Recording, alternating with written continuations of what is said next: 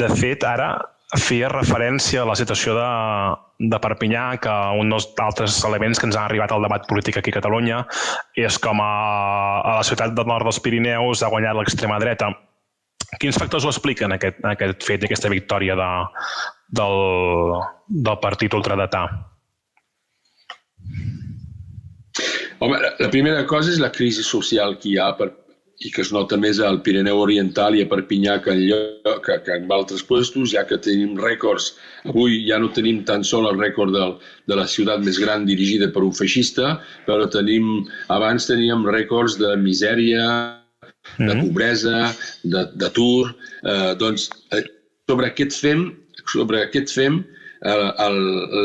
l'ultradreta, el Front Nacional, que es diu ara d'una altra forma, prospera molt bé.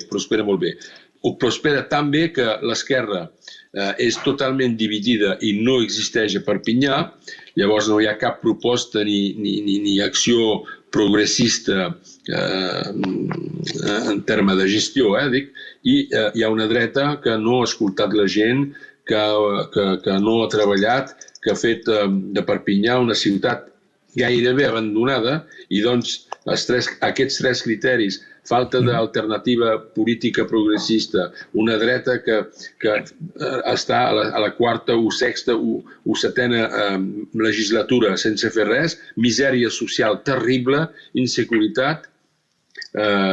Això és un factor. A més, el sistema francès, haguéssim tingut a Perpinyà un sistema a la catalana o a l'espanyola, el Front Nacional no podia dir